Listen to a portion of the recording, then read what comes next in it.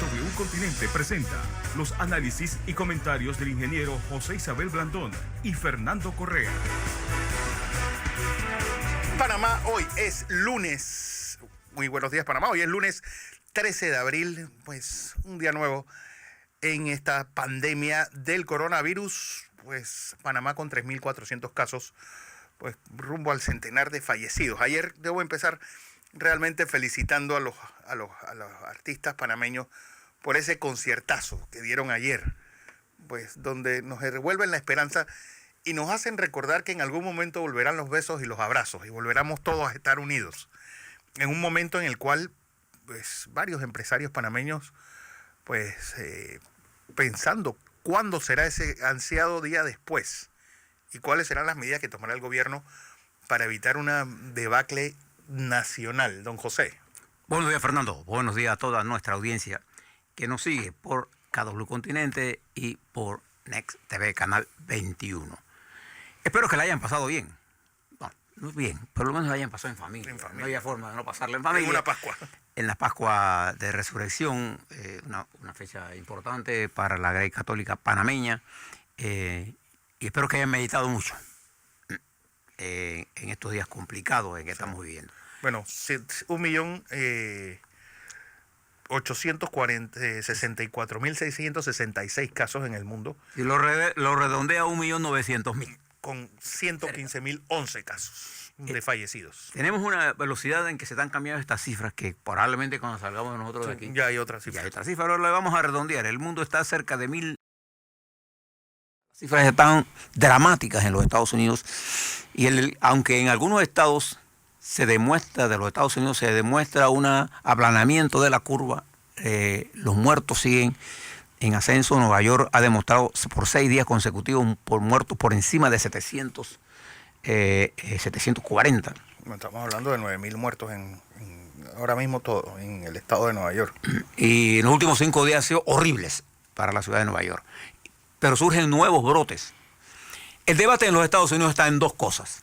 Uno, cuando el presidente de los Estados Unidos y su aparato de seguridad conocían de la gravedad de lo que estaba ocurriendo. Los documentos que ha sacado el New York Times, etcétera, revelan que el presidente de los Estados Unidos recibió información allá tan temprano como enero de que había la posibilidad de un desarrollo de una pandemia y le pedían tomar algunas medidas. Ellos comenzaron a discutir este problema del cierre en febrero.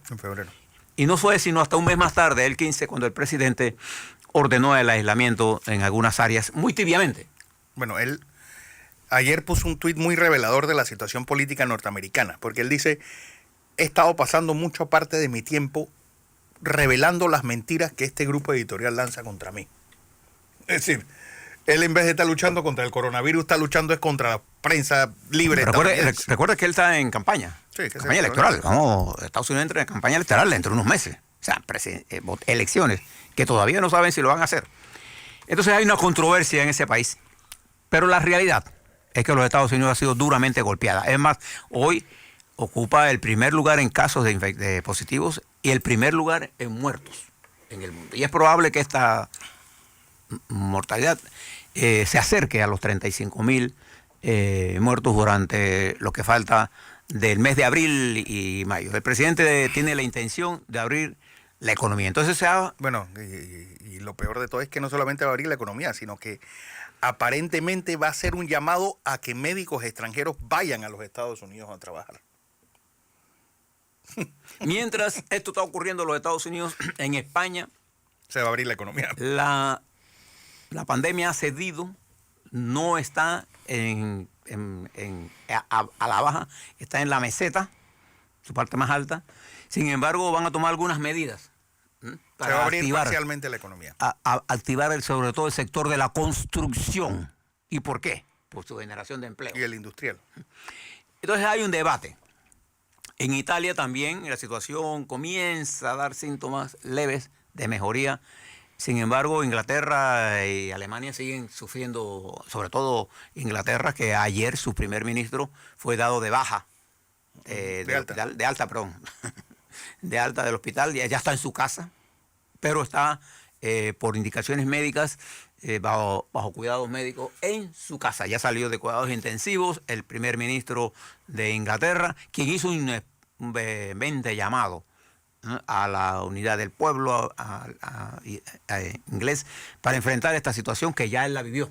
84.279 casos del Reino Unido con 10.612 muertos. España, pues 169.946 casos con 17.489 fallecidos, pero ojo, 64.727 recuperados.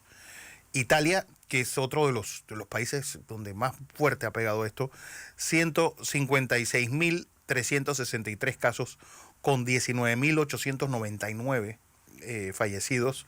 Y Francia, que es el otro caso de Europa donde pues la cosa está bastante grave, 132.591 casos con 14.393 fallecidos. Alemania tiene 127.000 casos, pero 3.022 fallecidos solamente. Y cuando usted mira los niveles por ejemplo, de pruebas de Alemania y de Italia, superan proporcionalmente a la población por millón a los Estados Unidos.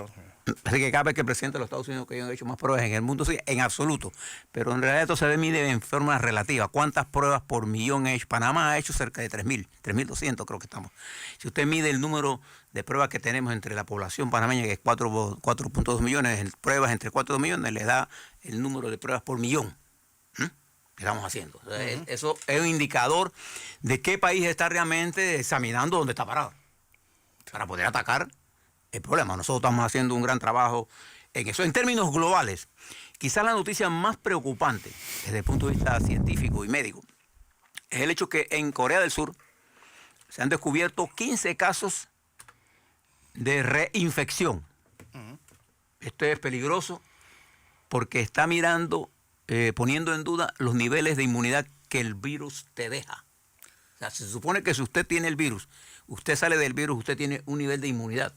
Pero estas reinfecciones es un peligro a que se abre, y esto nos debe dar, y a los científicos le están prestando atención a esto, porque como este es un virus nuevo, estamos aprendiendo. Todo se está aprendiendo. Y esta reinfección de Corea del Sur le debemos prestar atención. Si usted cree que usted obtuvo el coronavirus y que ya usted puede hacer lo que da la gana y no usa mascarilla, entonces usted está equivocado. Ya hay datos científicos pequeños que están indicando una reinfección en personas que fueron tratadas. Vamos a ver cómo estamos nosotros en medio del mundo. Mientras hablamos, Fernando, si nos pueden pasar la gráfica. Ayer...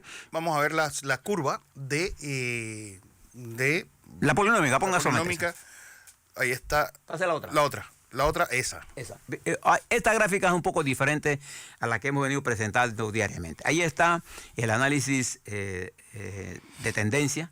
Nos está indicando con claridad. ¿Y por qué saqué la exponencial?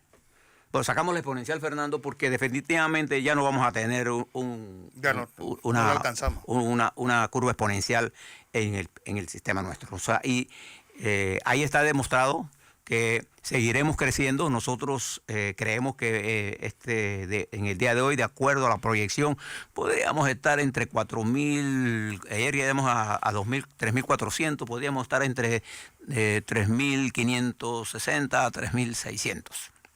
Si usted ve la curva de abajo, sin ninguna, ese es el comportamiento diario sin sumarlo, no es acumulativa, esta curva. Este es para que usted vea el nivel en que se ha mantenido la curva de nosotros. Si usted compara esto, como hablaba Fernando, por ejemplo, con el estado de Luisiana. De Luisiana. Yo creo que es una no solamente con el estado de Luisiana, sino que se ha hecho comparaciones con los estados proporcionalmente del tamaño de Panamá. Sí, de poblacionalmente hablando. Poblacionalmente hablando, y que da la casualidad que Luisiana también tuvo su primer caso el 8 de marzo. Y para que vean pues cómo está funcionando esto, el estado de Luisiana tiene pues más o menos la misma población de Panamá. ¿Por qué? Porque estamos hablando de 4.600.000 habitantes. Tiene el estado de Luisiana. Bueno, el estado de Luisiana, pues con todas las medidas que tomó y estando en los Estados Unidos, tiene hoy día 20.595 casos. Nosotros tenemos 3.400. Con 840 muertos. Nosotros tenemos 87. Ellos tienen 10 veces más. Con 0% de recuperación y una tasa de letalidad de 4.08. Nosotros tenemos una tasa de letalidad de 3,1%. Perdón, de 2.6. 2.6. Nosotros estamos en el cuarto lugar en el mundo con la tasa de letalidad más baja, en la región nuestra. Estados Unidos, Canadá y todo. Nosotros estamos... ¿Pero qué? ¿Por qué es importante estos datos que le ha dado Fernando con los datos que nosotros les hemos dado? Porque el sistema de Panamá ha funcionado para mantener la curva en un crecimiento lineal. En estos estados el crecimiento cuando se produce comenzó a ser exponencial y se está estabilizando, sí. Pero fíjese los niveles. 20.800 muertos contra 81, 10 veces más. Esto está indicando que las medidas que Panamá tomó desde el principio, porque al momento en que se produce la primera muerte en Luisiana, ya los Estados Unidos sabía, ya había casos en California y en Texas y en Washington. Y ese es el debate que hay ahora mismo en los Estados Unidos. Y esa es la molestia del presidente de los Estados Unidos, porque están filtrando documentos. Yo no voy a entrar a la discusión política de ese tema en los Estados Unidos. Es un problema de ellos allá. El hecho es que si usted ve Luisiana, que es el que más se parece a nosotros ya antes de la primer caso, ya habíamos tomado algunas medidas. Nosotros nos estamos preparando para esto y arrancamos con un sistema de decisiones en escaladas. Algunos incluso panameños decían había que hacer, y los que decían que había que hacer más rápido tenían razón. Pero al final hemos logrado, con las medidas de cuarentena, con las medidas de la campaña de higiene, con las investigaciones que estamos haciendo y con los testeos, o sea, con la toma de muestras, tener una idea clara del nivel de infectación nacional y dónde estamos nosotros parados. Porque alguien hizo una pregunta, José, y yo creo que vale la pena reiterarles a los que nos escuchan.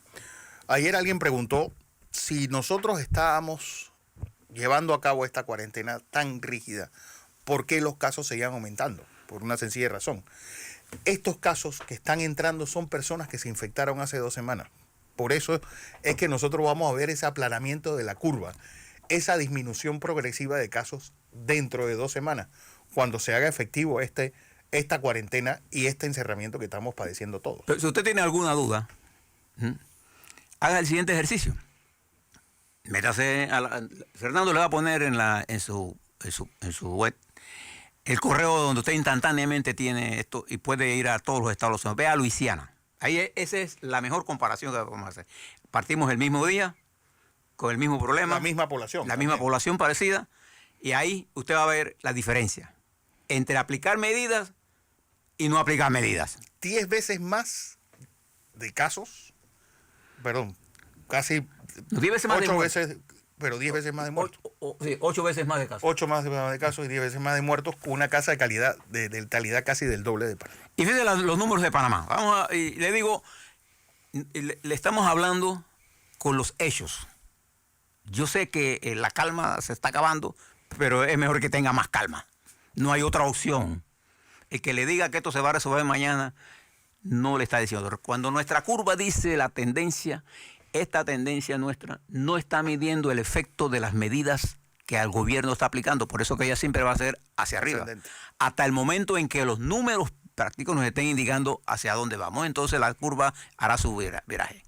Nosotros notamos aquí, cuando hacemos una curva como esta línea que el R cuadrado, fíjese que es el grado de confiabilidad, está en 0.9888, esta curva que le estamos mostrando nosotros. Una centésima. Lo que le está diciendo a usted, que con un alto nivel de confiabilidad nosotros podemos decir que va a seguir creciendo en los próximos días. El efecto de las medidas lo vamos a ir midiendo día a día. Por eso usted se fija que nosotros no le hacemos cuál será el próximo día. Nosotros hemos estimado que para hoy debieran haber cerca de 3.560 a 600 en la curva. Pero que no lo olvidemos que pero el peso real del aislamiento, el acumulado del aislamiento, más todas las medidas que se han tomado, deben ir produciendo ahora la curva epidemiológica, que es que nosotros estamos teniendo mejor control del nivel de reproducción del virus, pero todavía no al nivel de lograr el aplanamiento y la caída de la curva. ¿Estaremos cerca de él? Sí. Pero lo que tenemos que tener es la valentía de esperar que las medidas sigan. Bueno, no olvidemos que Wuhan levantó su cuarentena después de 76 días. Si eso fuera comparable o parangonable con Panamá, nosotros deberíamos estar en cuarentena hasta el 29 de mayo, hasta el 25 de mayo. Sí, y además recuerda que Wuhan, las condiciones sanitarias de ese estado no se comparan con las de nosotros. Acuérdense que hay mercados que no tienen nada que ver con nosotros, o sea, la carne en el suelo. Pero fíjense, le doy los datos de Panamá y le doy los indicadores. 3.400 casos totales, un incremento de 166 contra 246 del día anterior, para una tasa de incremento de 5,1%. Ahí mejoramos al día. Acuérdense que yo miro tendencia y con una medición no tengo ninguna predicción. Todo el que le dice, ya estamos mejorando, no, tienes que mirar, tenemos que esperar con calma. Hay que ser optimista con precaución. Aislados en casas hay 2.304, que representan el 67,8%, aislados en hoteles asilados. 651 para un 19,1%. Hospitalizados en sala, 223 para un 6,5%. En cuidados intensivos tenemos 106 personas para un porcentaje de 3,1%. Ha bajado el número comparado con el nivel de positivos. Ha bajado el número de necesidades de cuidados intensivos. Fallecidos 87 para una tasa de letalidad de 2,6%. Es la cuarta tasa más baja de la región. Pero con mayores pruebas que los demás. Hay quienes tienen tasas más bajas, pero no sabemos de sus estadísticas, ni vamos a hablar de ello. El caso nicaragüense es el caso más emblemático. Pocos casos de COVID, pero con 22.000 casos de neumonía. Ahora, el porciento de intensivos con respecto al total de casos hospitalizados a la fecha es de 32,2%. El porciento de casos intensivos con respecto al total del COVID es del 3,1%. Recuerde que esa cifra estaba en 4,6%. Ha venido bajando. Es por eso que es importante dar estos porcentajes, porque uno va mirando, y lo que le puse en la curva eran los números diarios. Y usted ve que la curva se está manteniendo muy abajo. Si esto tuviera números alzados, eso tuviera una curva ascendente y bien pronunciada. Fíjese, para que usted, que un grupo de gente que nos escucha no tiene formación matemática ni médica, hay que tener formación estadística. Para esto yo le advierto, nuestros análisis son de carácter estadístico. Las curvas epidemiológicas, sobre todo la medición de lo que es el nivel de reproductividad del virus, todavía se mantiene en cerca de 2,4% a 3%. Nosotros tenemos que bajarla a menor de 1%. Ese es el objetivo epidemiológico desde el punto de vista de poder decir el control de esto. Pero hay otra cosa que le quiero tocar hoy a nivel internacional, rápidamente. Uno de los casos más serios que está ocurriendo es en Ecuador. Lo saca la Estrella de Panamá a 8 columnas. Escándalo por vínculos de viceministro de Finanzas de Ecuador con offshore de Panamá. El gobierno de Ecuador. Que tiene el mismo problema que nosotros, que no tiene banca central. No olvidemos que Ecuador es una economía recientemente dolarizada. Y sacan bonos para pagar en medio de esta crisis, y sacan una ganancia, y adivina dónde la depositan, en una offshore en Panamá. Se dice, de acuerdo a las investigaciones de los periodistas, que el propio presidente Lenín estaría involucrado en esto. Recuerden que uno de los problemas de Lenín Moreno con este señor Assange, el que estaba preso allá en la embajada de Ecuador, es que los Wikileaks revelaron que los hijos del presidente actual de Ecuador tenían cuentas offshore en Panamá. Assange. Assange. Bien. Bueno, pues este es un escándalo en desarrollo. Por otro lado, nosotros tenemos que mirar ahora el siguiente eje de este problema. El Fondo Monetario Internacional ha pronosticado ya que la recesión que se nos viene encima, que ya está aquí, no es que se nos viene, la recesión en la que estamos será más pronunciada y más dura que la del 31, la de 1931, de la Gran Depresión. Ese informe tan desastroso contrasta contra otros economistas que dicen que la recuperación, que sí estamos en recesión, ya casi nadie niega eso, sino que será una especie, el modelo V, es decir, caer drásticamente y sube rápidamente, que a final de año la recesión golpeará hasta septiembre y de ahí se levantará en forma acelerada por las medidas de respaldo a la economía que se han tomado a nivel global, y será relativamente corta. No es lo que piensa el Fondo Monetario Internacional, particularmente por lo que genera en países como nuestro. Pero en términos generales, hago unas cifras. En los Estados Unidos, el desempleo ya hay más de 15 millones. Diga lo que diga el presidente de los Estados Unidos, hay más de 15 millones de desempleados nuevos en los Estados Unidos. Cifras sin precedentes. Acuérdense que JP Morgan había pronosticado que a finales de junio habrían 15 millones que representa el 10% de la fuerza laboral. En los Estados Unidos se calcula que aproximadamente la fuerza laboral está en 150 millones de trabajadores. Entonces, este es uno de los problemas que afecta a todos los países, incluyéndonos a nosotros. Entonces, termino con este comentario que decía Fernando. Yo creo que algunos de ustedes han tenido que leer algo del Capital de Karl Marx. Usted que es un hombre... bueno, que es un libro muy complicado de leer. Pero filosóficamente el centro de ese libro está en lo que se conoce como el materialismo dialéctico, la que establece que la infraestructura económica determina la infraestructura social. Entonces, para Marx, es un axioma que fue muy claramente replicado por David Ricardo en todas sus obras. Él estableció este criterio, pero ahora hay los nuevos marxistas. Y fíjese qué paradoja. Los marxistas del determinismo económico son los empresarios. Lo que un filósofo español llama el materialismo vulgar, que está en manos de creer que todo se resuelve si se resuelve la economía. Si la economía está bien, el país está bien. Y que es esto lo que determina la matriz social. Eso no es cierto. El que crea esto pasó con la globalización. Habría que especializarnos, había que privatizar, había que hacer todo un montón de cosas. Y lo que hicimos fue un mundo... justo para muy pocos. Justo para los más multimillonarios e injusto para la mayoría. Entonces el coronavirus vino a poner en la mesa esto y hay un debate abierto. Y el que no va hay quienes van al extremo esto de que la economía o nos morimos, y hay quienes dicen lo social o nos morimos. Y yo creo que compartimos más el criterio de que nosotros tenemos que enfrentar las dos cosas simultáneamente con nuevas y novedosas formas de economía. Por ejemplo, vi por ahí del sector privado toda una serie de acciones que deben para desarrollar, por ejemplo, el sector de la construcción, y en ninguna de las propuestas del sector de la construcción vi una disminución que ellos proponen del valor de las viviendas para pobres. Claro. Yo no sé si ustedes saben que una casa de 45, 50, 59 metros cuadrados, 60, está por $120,000. Claro. $120,000. Yo no lo he visto proponiendo ellos nada sobre eso. De manera que este determinismo tiene que ir al par. Hay tiempos nuevos, hay un debate nuevo que realizar. Solamente se lo pongo como un elemento para el debate. Bueno, invocar a David Ricardo en épocas de pesimismo yo creo que es llover sobre mojado.